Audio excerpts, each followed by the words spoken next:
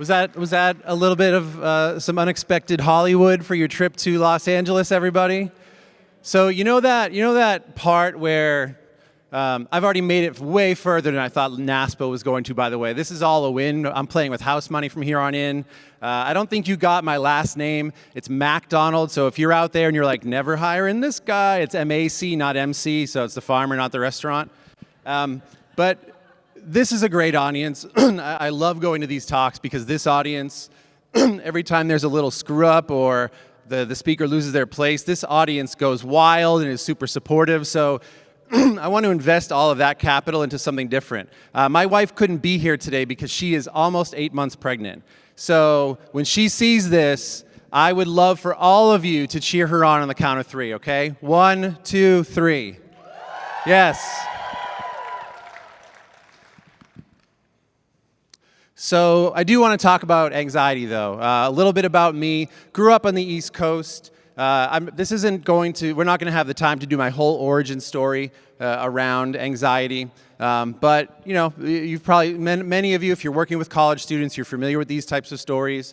I had some childhood bullying. I had issues of feeling trapped, of not being able to get out. And it happened at a time where my brain just was not ready to deal with those types of things. So there was some short-circuiting that happened. And so while this is not a story about my own personal anxiety and panic disorder history, my life, I just turned 41 last week. And so, yeah, thanks. Was 41 a good year? Anybody have a good 41?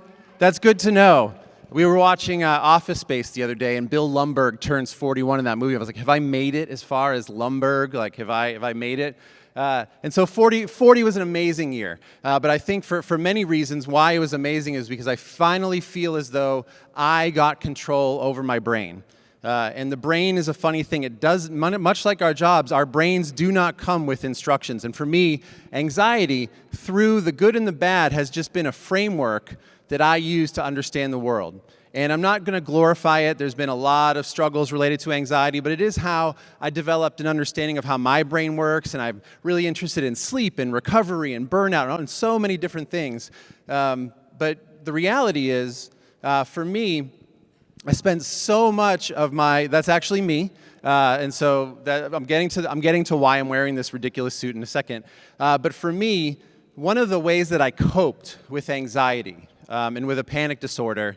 It all started to come out in my late 20s, but growing up, one of the ways I escaped, for anyone who's familiar with anxiety and panic, your brain experiences something traumatic, and then without asking your free will, without asking your conscious mind, anything that looks like that traumatic experience, it just gets you away from without even asking. And so for me, there was years where I just withdrew. So sometimes people think you can retcon your past and say, oh, I've discovered myself, I've rediscovered. For me, growing up after some of those incidents prevented me from living at all. The easiest way to avoid those things happening again was to simply just don't put myself out there.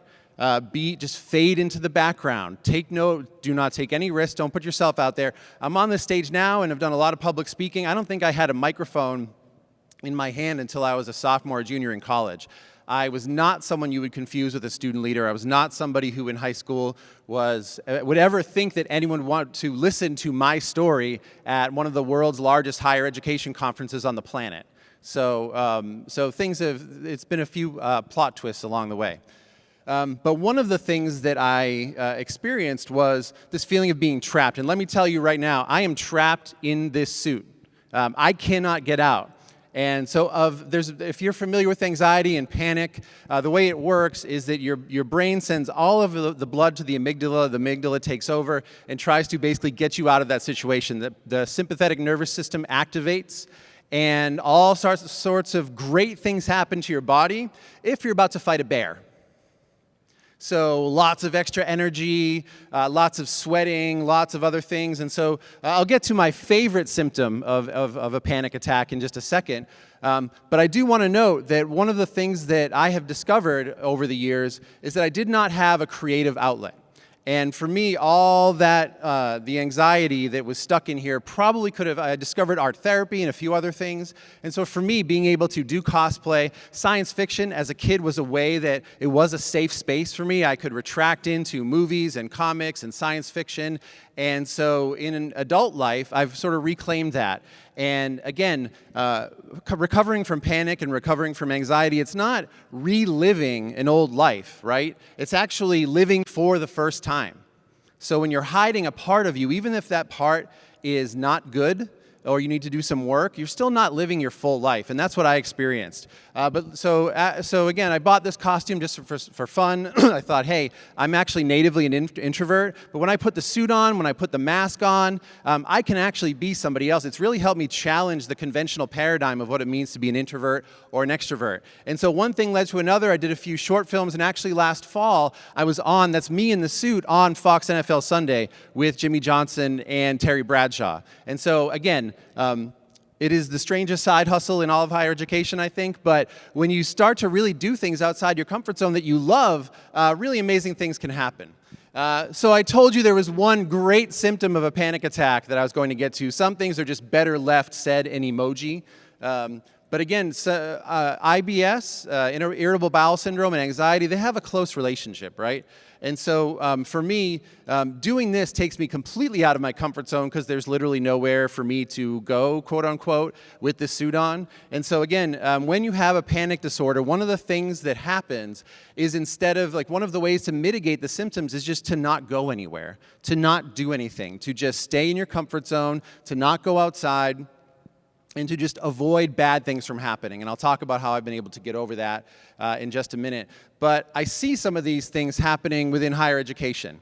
I see the same symptoms of my panic disorder, of my anxiety, happening in decision-making at a large scale. I've been a director for about 10 of the 16 years that I've been in the field. And again, it's funny too, this image is from the late 19th century. Once upon a time, it was just thought, hey, buy this electrical current, stick it on yourself, and you'll just shock the anxiety right out of you. There's some really funny symptoms that it goes into, that it gets rid of. But now it's almost like we're overwhelmed with all this information about what could be causing anxiety, what could be responsible for panic. Are we really not a resilient species anymore? Or are we just inundated with more stress than we've ever been before, right? So the jury is out on what's going on. But one thing is clear for me, that one of the things that happened for me in my anxiety journey is that it became clear that I was fighting fights that didn't exist anymore. I was living in the past. My brain was responding to stimulus that was no longer a threat, hadn't been a threat for years. And yet I was still feeling trapped when it was inappropriate. I was having an inappropriate response to things that were not harmful in my environment, and it was making it really hard, not only on people in my personal life, but professionally. The more responsibility you have for other folks, for me anyway, I really had to get some things under control to make sure that my issues weren't reverberating through the people whose lives I impacted. And so as I started to, the other thing too is things have changed very quickly. We are running software in our brains that worked great for tens of thousands, if not millions of years.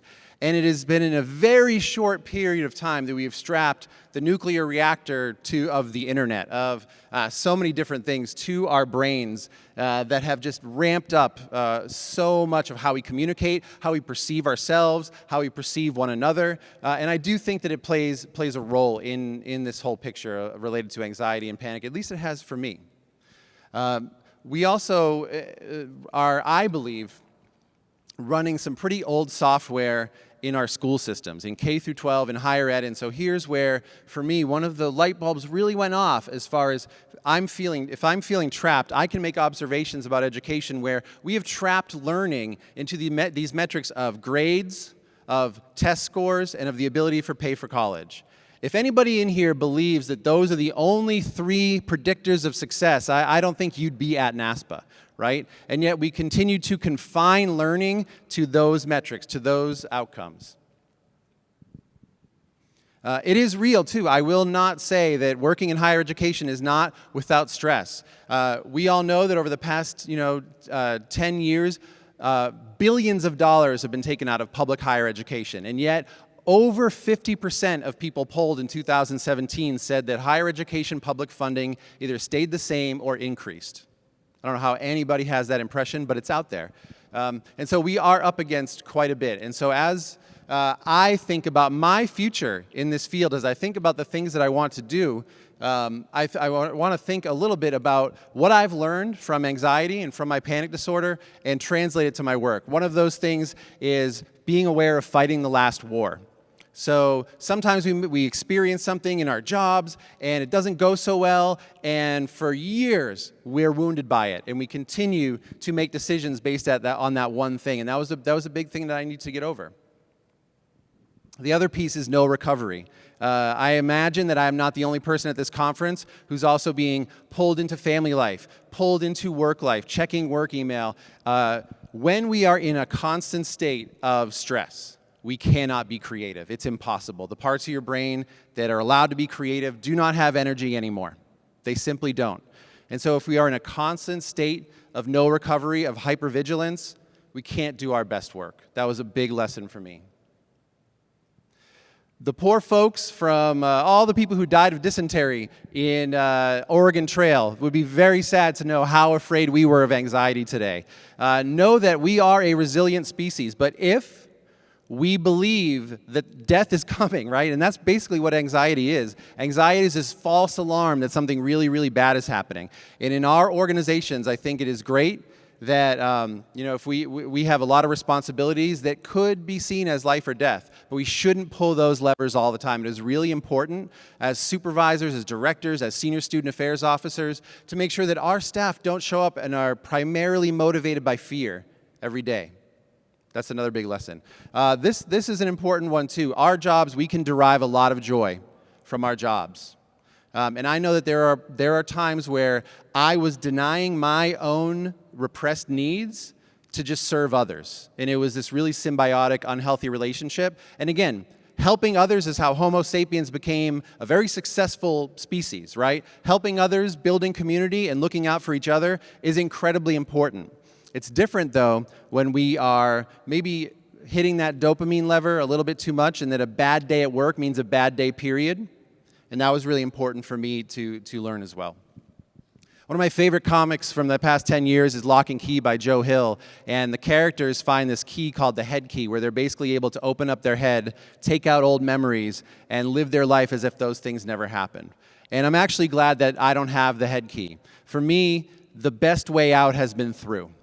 I spent a lot of years moving around my anxiety, moving around my issues, but once I was able to actually face my fears, seek help, and then really learn about what it means to be able to live in the present moment, no longer responding and reacting to those things that happened so long ago, I was able to really find a whole other level of happiness. This is the engagement photos of my wife, Kelly. She didn't leave after the third date when I showed her this suit. And so we were married last summer. I'm team courthouse. If you're team courthouse versus team wedding, like, it's awesome. Yes, for people in the audience. And we're expecting our first child in just over a month.